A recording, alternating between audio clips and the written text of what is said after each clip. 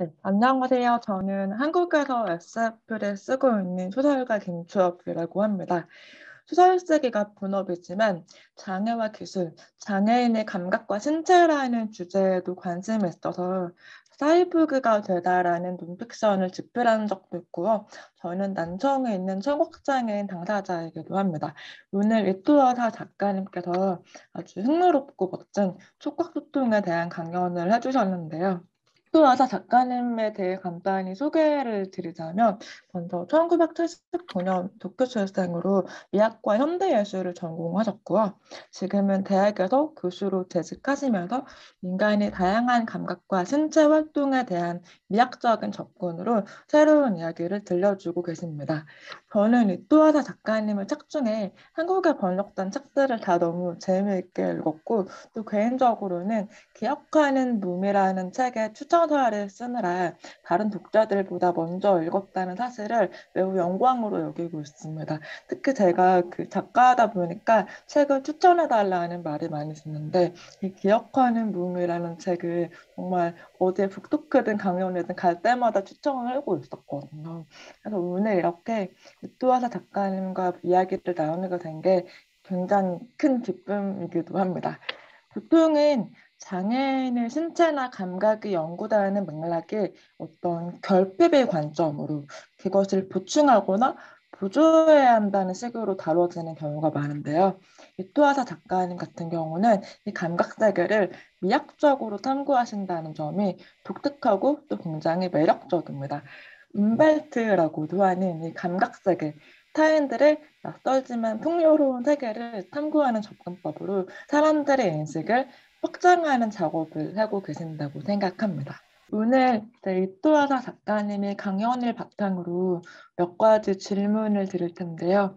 제가 사실 평소에는 모더레이터 역할을 거의 맡지 않는 편이라서 오늘 진행이 약간 어색할 수도 있습니다. 특히 오늘 같은 경우는 이렇게 중간에 통역이나 문자 통역 과정이 많다 보니까 약간은 긴장도 되는데요. 개인적으로 경험은 없지만 이토하사 작가님이 엄청난 팬이어서 열심히 준비를 해보았습니다. 그래도 좀 부족할 수가 있으니까 양해를 부탁드리겠습니다.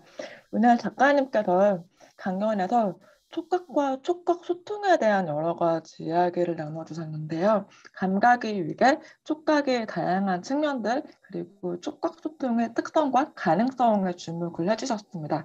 저도 개인적으로는 인간의 여러 가지 감각에 관심을 가지고 있다가 가장 최근에야 이 촉각과 피부라는 약간 마지막 감각에 대해서 관심을 갖게 된 상태라서 오늘 강연을 정말 재미있게 들었습니다.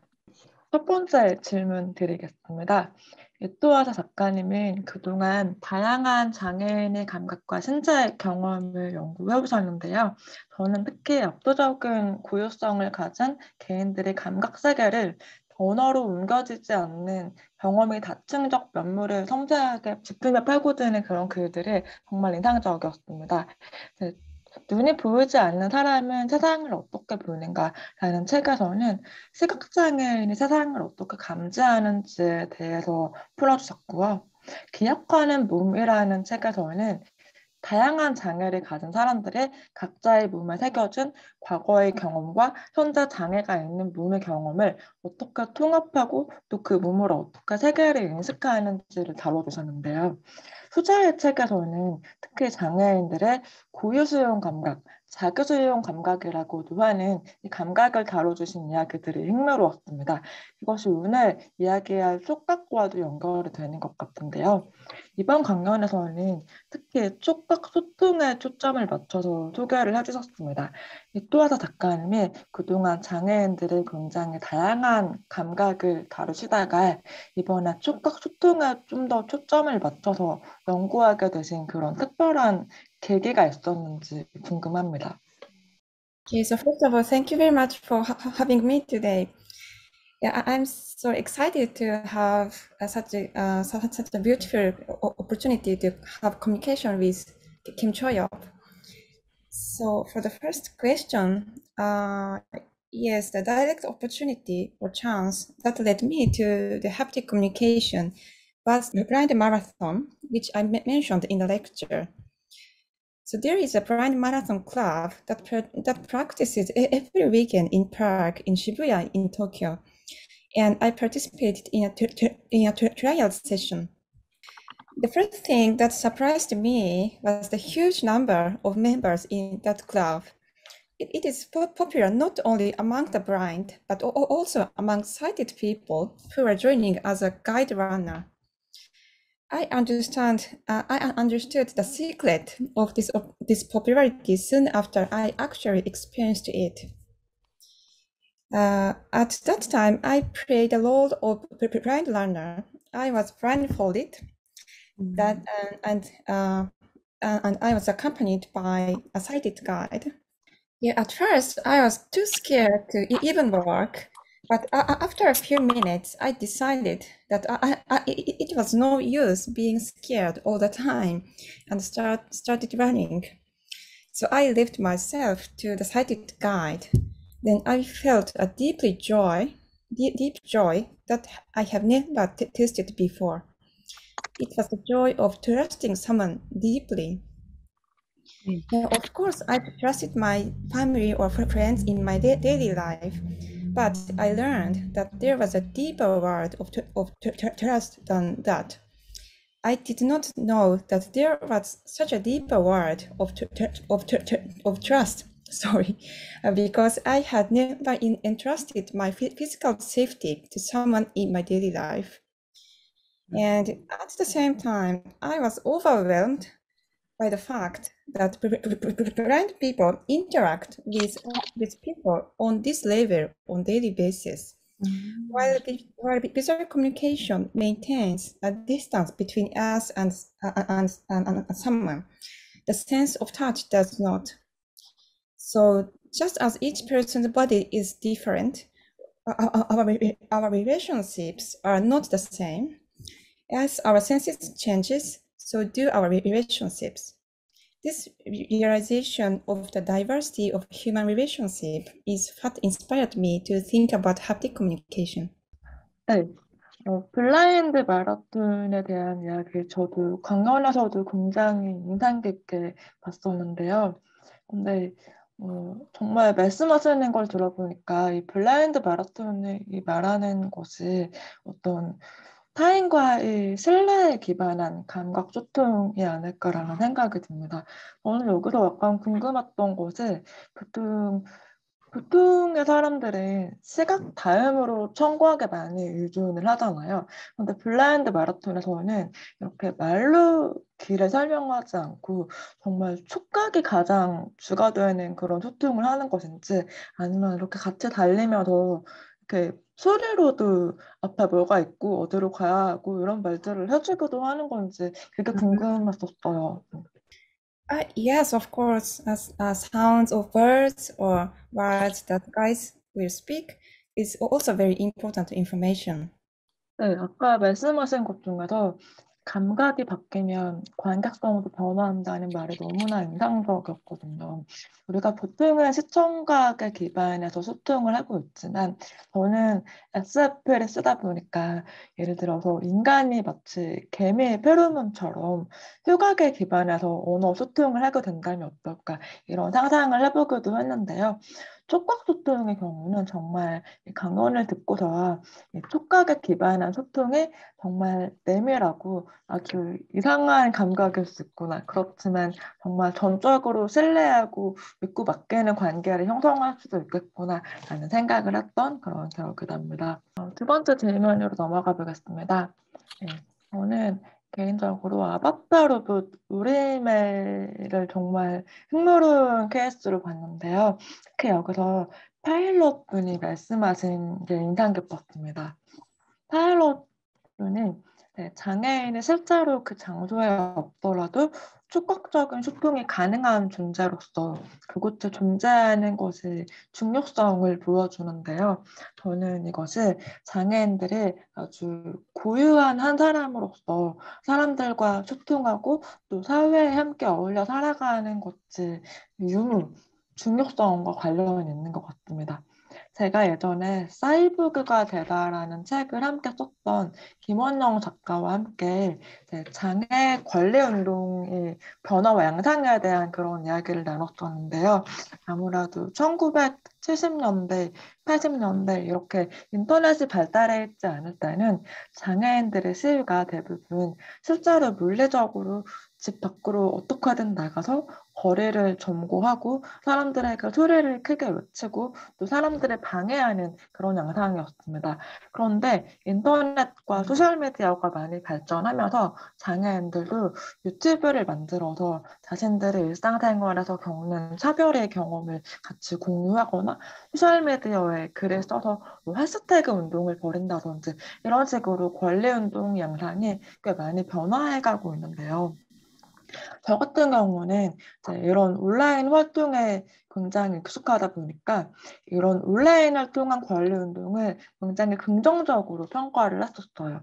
그런데 저와 같이 책을 쓴 김원영 작가의 경우는 그런 온라인을 통한 장애인들의 모습을 드러내는 것이 분명 의미가 있긴 하지만 그럼에도 불구하고 우리가 물리적으로 정말 살아있는 몸, 꼭 살아있는 몸이 아니더라도 어떤 공간을 점유하는 몸으로서 장애인들과 비장애인들이 만나는 것이 더 중요하다라고 이야기를 했던 그런 기억이 있습니다. 이번에 우리의 파일럿 말씀하시는 걸 보면서 제가 그때 이 대담이 떠올랐는데요. 아무래도 장애인들의 온라인을 통해서 나의 이야기를 하는 것도 물론 아주 중요하지만 정말 실제로 그곳에 가 있는 것처럼 물리적인 공간을 점유할 수 있는 것, 그것이 비장애인들의 인식에도 중요한 만큼 장애인 자신의 자기 인식에도 아주 중요하다는 그런 생각이 들었습니다. 네. Yeah, I think that's a very, very important question. Yes, in Japan too, the disability rights movement was very active in 1970s. In this movement, people with disabilities displayed their bodies to the public and asserted their rights. Behind this was, of course, the social model of the disability. They argued that the disability was not in their bodies, but on the side of society. It is true that thanks to their intense movement, various social systems were devised and changes were made in society. However, I believe that there was also a downside in such kind of movement. Yeah, the disability movement favored simple slogans, which tend to ignore the diversity among the people involved. For example, I have a stutter, and in the 1970s, people who stutter also had the disability movement, insisting that they want to live openly in society despite their stutter. But in reality, people's attitude towards stuttering changes from person to person. For example, I myself have a habit of word switch to cope with stuttering. When I have to speak a certain word and I have a feeling that I am going to stutter, I will switch or change a word or paraphrase it with another word that has the same meaning just before I speak. Yeah, for me, such word switch is a natural habit that I have acquired when I was a child. But in the context of the disability movement, it means that I am hiding my stuttering. So I am considered to be a person who stuttered, which is not good. So the various differences among the people who stutter tend to be suppressed behind the strong languages to appeal to society. So the social model of the disability is very important, but I feel that it has its limitations because it makes it taboo to talk about one's own body. So what is needed now, I believe, is not to direct strong word to art society, but to enrich the vocabulary to speak about their own bodies. And talking about Orihime, about the robot, the important thing about Orihime is that it needs care. If I want to go out with Sae, Orihime pilot, I need to charge the battery, ensure an internet environment, and I have to take Orihime with me. So once there, I need to figure out how to hold Orihime with my hand and have to turn the light, turn its face to the right direction, so that Sae is comfortable being there. So just because we use technology, that doesn't mean that our relationship is automated. And I think the fact that it takes a lot of work to adjust Orihime has had a big impact on my relationship with Sai. 네, 말씀하신 그 장애의 사회적 모델의 한계가 있다는 점을 굉장히 공감하면서 들었습니다. 그래서 그러다 보니까 최근에는 아무래도 과거에 비해서 장애인들의 경험이 이렇게 딱 요약할 수 없을 만큼 정말로 다양하고 또 반드시 구조적으로만 장애가 구성되는 것은 아니기도 하며 또 개인의 고통과 손상 그 자체를 무시하고 장애에 대해서 말할 수는 없다라는 그런 이야기가 좀 더 활발하게 나오고 있는 것 같은데요. 그런 의미에서 또 작가님이 하시는 그런 여러 가지 작업들이 장애인들의 다양성과 고유성을 보여주는 데 있어서 정말로 유효한 그런 작업인 것 같습니다. 그리고 개인적으로 저는 또 소설을 쓰는 예술가이기도 하기 때문에 물론 이런 권리운동 활동가들이 말해도 끌리지만 한편으로는 그런 슬로건으로 요약되지 않는 다양한 삶이 있다는 쪽에 좀 더 마음이 가기도 합니다. 일단 우레헬메라는 테크놀로지 한계에 대해서도 짧게 이야기를 해주셨는데요. 물론 테크놀로지가 모든 것을 해결해주는 건 아니라는 말에 정말 동의합니다.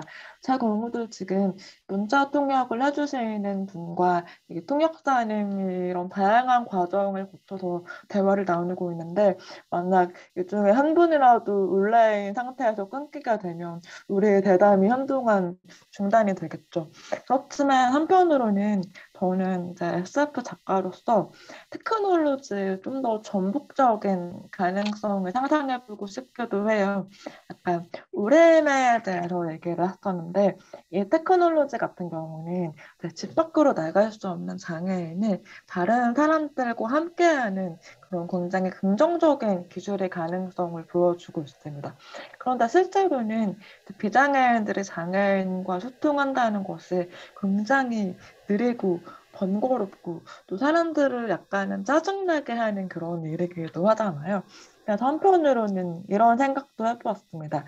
우리의 같은 접촉 테크놀로지가 사람들을 굉장히 귀찮게 하고 짜증나게 만듦으로써 장애인이 사회에 함께 있다는 것을 어떤 긍정적인 부분뿐만 아니라 복잡한 측면들, 아주 뭐라 그 부정적이라고도 할 수 없는 그런 복잡한 측면들까지 한번 재현할 수 있을까 그런 상상을 해보기도 했었고요.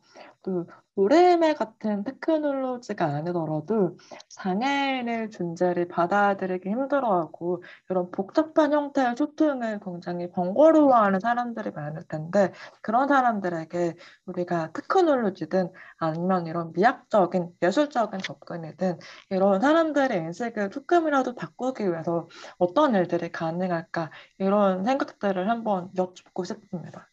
Yes, of course. Orihime is a rather low-tech robot. So we sometimes or we often have interruptions of network. But I think this low-techness of Orihime is also important because when we can't hear clearly the voice of someone who are controlling Orihime, we imagine how that person is feeling or thinking.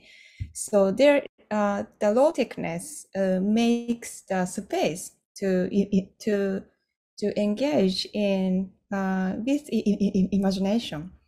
So the perfectness is not important sometimes. And yes, I think novel or some forms of artistic expression is very important to deals with the problem of the disability, because it can give a word the unique experiences of people with disabilities. We researchers have to make science, so we have to be universal. So sometimes I have difficulties to have balance the uniqueness of the experience and the universality as a science of my study. So yeah, sometimes I think someday I have to write some novels or something like that. 네, 그 루테크라서 오히려 가능성이 있다라는 말이 굉장히 인상적이었습니다.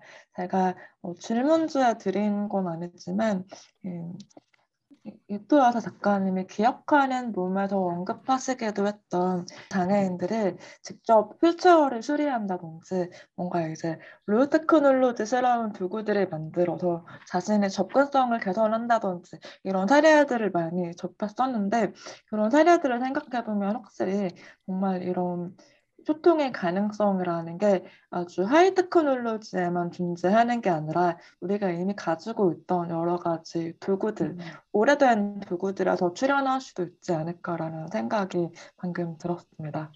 네, 그러면 이제 세 번째 질문으로 한번 넘어가 보겠습니다.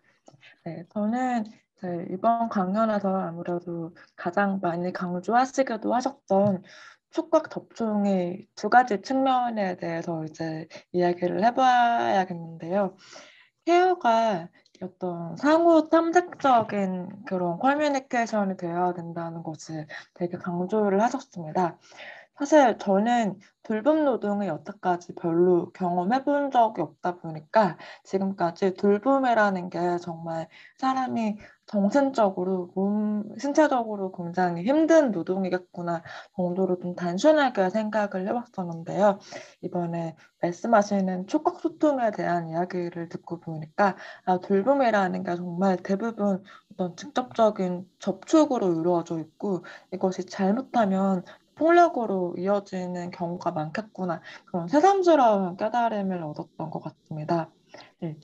돌봄이야말로 상대방의 반응에 아주 민감하게 반응해서 나의 움직임을 즉각적으로 조절해야 하는 그런 유연하고 전문성을 가진 그런 노동이어야 한다라는 생각이 많이 들었는데요.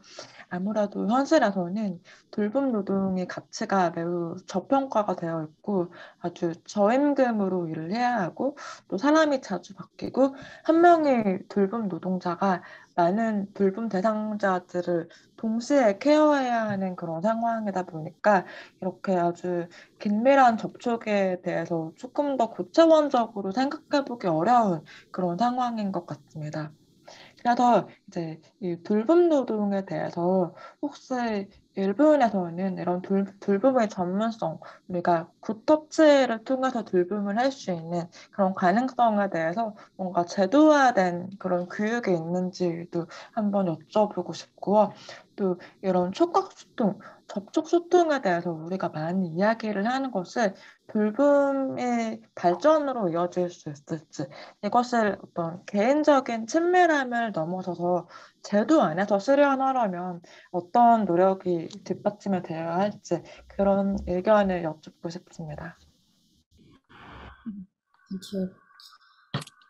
Yeah, the low social status of care-related jobs is also a major problem in Japan, and we don't have any special education system for good touch. And in terms of annual income, the salary of a care worker is only about 60% of the average Japanese salary, very low. And I believe that the fundamental reason for the low status of care-related work is the problem that in today's society, labor is evaluated in terms of in terms of productivity.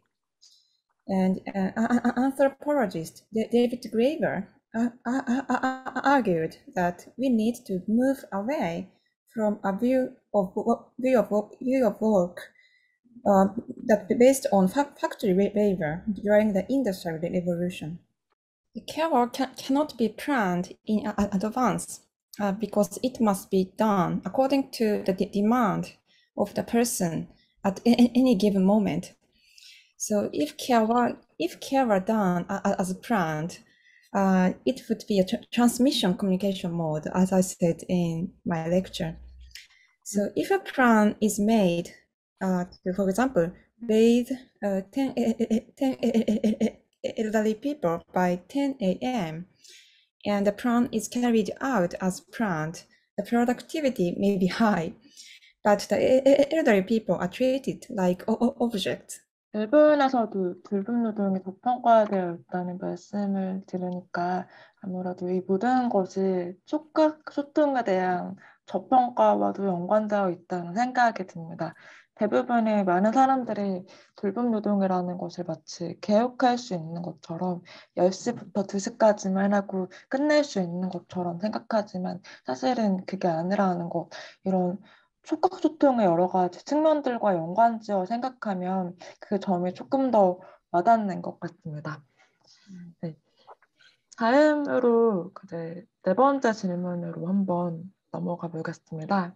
케어에 대한 이런 저평가가 궁극적으로 생각해보면 강연이 초반에 말씀하신 감각의 위계와도 결국은 관련이 있는 것 같은데요.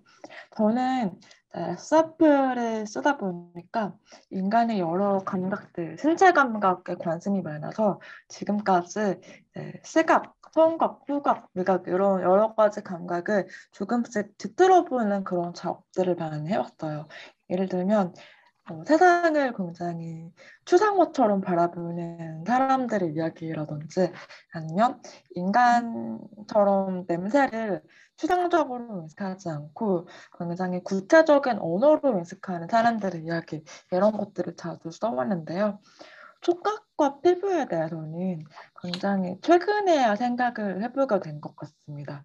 얼마 전에 촉각에 대한 책을 한 권 읽고 진동 언어에 대한 수설을 쓴 적이 있었어요. 이 진동 언어는 약간 설명을 덧붙이면 이 외계인들이 가지고 있는 진동할 수 있는 생명체가 있는데 이 여러 생물들이 서로 공생관계를 맺고 진동하는 그런 생물들의 매개체로 진동 기록을 저장한다라는 아이디어에 기반한 그런 소설이었습니다. 그런데 제가 이 소설을 쓰면서 느낀 게 우리 문화와 언어에 어떤 시각적, 청각적, 후각적인 자극들을 표현할 수 있는 언어는 굉장히 다채로운 데 비해서 이 진동, 촉각적인 것을 설명할 수 있는 언어가 그렇게 많지는 않구나라는 생각을 좀 하게 되었던 것 같습니다. Yes, that's very interesting. Your character. I like to meet your character in person. Yeah, I think we need to. Sometimes I think we need to be careful about translation, sensory information. For example, if you translate visual information directly into tactile, for example, tactile or haptic information for a visually impaired person, you are implicitly sending the message that the visual information is something correct and should be understood. So if the visually impaired person wants to understand the visual information, such translation would be good, very effective. But if not, then we have to be aware that even if they recognize the same thing, the information we get is different according to the sensation we use. In this Sports Guide Without Sight project, which I discussed in last year's lecture, we attempt to translate a sports game using ordinary tools such as towels. In doing so, we interviewed athletes in various sports, such as fencing and judo or baseball, like that.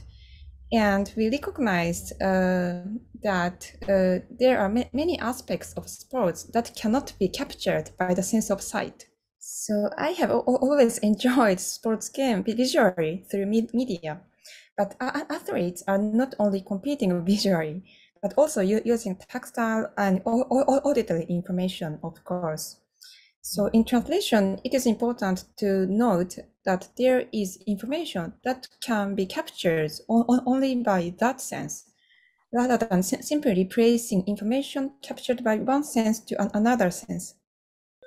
잘 들었습니다. 감각 정보라는 게 아무래도 통역되는 과정에서 많은 부분들이 손실될 수 있고, 또 우리가 서로 다른 감각을 이야기할 때 무의식적으로 감각의 우위를 설정하게 되기도 하는 것 같습니다. 말씀하신 부분에 정말 공감이 되는데요. 가끔씩 시각장애인 분들을 대상으로 어떤 시각적인 정보를 설명할 때 마치 이게 아주 중요한 일인 것처럼 좀 시혜적인 태도를 취하시는 그런 분들도 제가 본 것 같습니다. 또한 우리 무의식에 박혀 있는 이런 감각의 위계라는 게 쉽게 떨쳐지지 않는 것 같다는 생각이 자주 드는데요. 아까 제가 짧게 이야기한 작가 쓴 소설에서 후각으로 소통하는 사람들의 이야기를 쓰고 있는데 마치 이 사람들이 여전히 음성으로 대화하는 것처럼 자꾸 무슨 목소리를 들었다, 소리를 냈다 이런 표현을 제가 쓰고 있는 것을 느끼고는 정말 이게 무의식 속에서 이런 감각의 위계라는 걸 없애기 쉽지 않구나라고 생각을 했습니다. 이렇게 다양한 감각들을 서로 통역을 통해서 전달하는 것이 아무래도 기존의 시각 정보, 청각 정보에만 의존해왔던 많은 사람들의 감각 세계를 좀 더 풍성하게 만들어주는 건 분명한 것 같습니다. 그렇지만 분명 여기에 한계가 있고 우리가 통역된 정보만으로는 그 감각을 다 이해할 수 없다는 것을 받아들이고 또 촉각 자체는 그 촉각의 내밀한 경험으로만 느낄 수 있는 것이 분명히 있다. 이렇게 작가님의 의견에 대해서 제 생각을 약간 덧붙여 봅니다. 네, 벌써 되게 많은 시간이 흘렀는데요. 네, 제가 마지막으로 준비한 약간은 번외격의 질문을 하나 드리겠습니다. 네, 한국에서 네, 액체 괴물이라고 불리는 이렇게 만지작거리는 장난감이 몇 년 전에 엄청나게 유행을 한 적이 있어요. 일본에서는 어땠는지 약간 궁금한데요. 이 만지작거리는 장난감, 이게 뭔가 시각적으로 화려하기 때문에 유튜브에서 유행을 하기도 했지만 저는 이 장난감의 유행을 사람들이 사실은 이런 촉각적 자극을 굉장히 갈망하고 있었던 게 아닌가라는 생각도 해봤던 것 같습니다. 그런데 아직까지 네, 한국에서도 그렇고 해외에서도 비슷할 거라는 생각이 들지만 이런 촉각 자극을 갈망하는 것이 굉장히 유아기적인 갈망이다라고 약간은 폄하하는 그런 현상이 있는 것처럼 제가 느껴지거든요.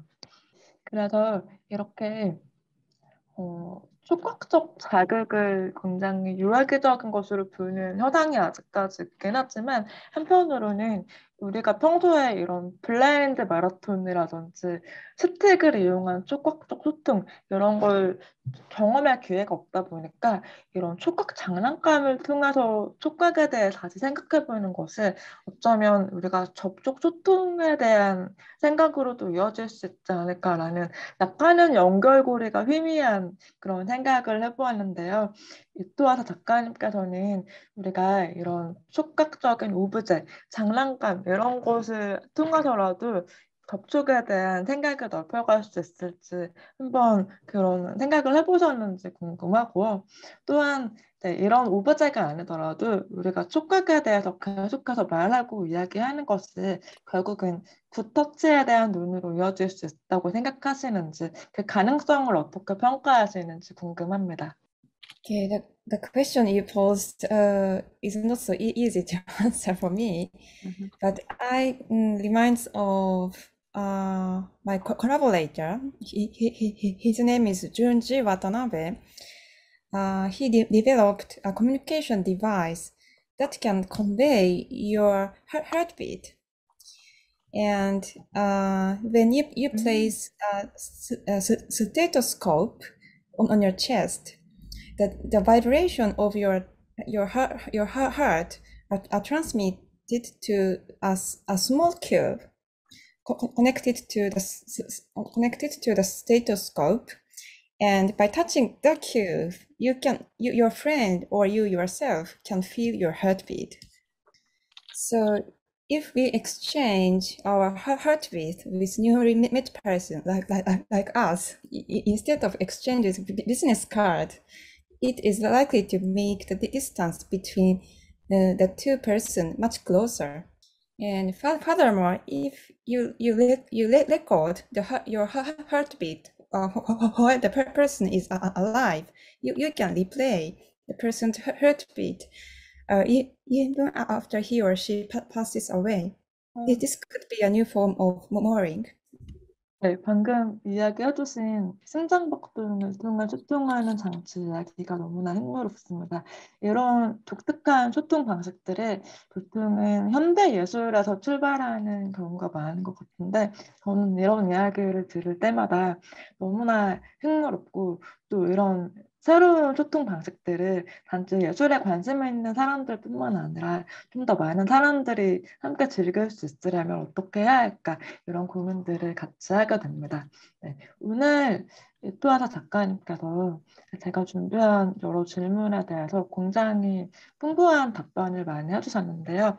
개인적으로는 이번 강연에 대한 이해뿐만 아니라 또하나 작가님께서 지금까지 계속 해오셨던 여러 가지 다른 작업들에 대한 이해까지도 풍성하게 만드는 그런 중요한 시간이었던 것 같습니다. Thank you very much. I really enjoyed this conversation with you. Thank you very much. 네, 사실은 작가님께 여쭤보고 싶은 게 더 남아있긴 하지만 이제 편집상의 문제도 있고 점점 강연 주제로부터 벗어나서 저희 사심을 채우는 시간이 될 것 같아서 오늘 대담은 여기서 마무리를 하려고 합니다. 오늘 강연도 맡아주시고 대담까지 참석해주신 이토하사 작가님께 정말 많은 감사와 존경과 애정을 보내드리고요. 저희의 대담은 여기서 마무리를 하도록 하겠습니다. 이 대담을 지켜보시는 여러분들도 앞으로 촉각과 촉각 소통에 대해서 많은 고민을 해보시고 또 그 고민으로부터 얻은 경험들을 함께 나눠주시기를 바랍니다. 감사합니다.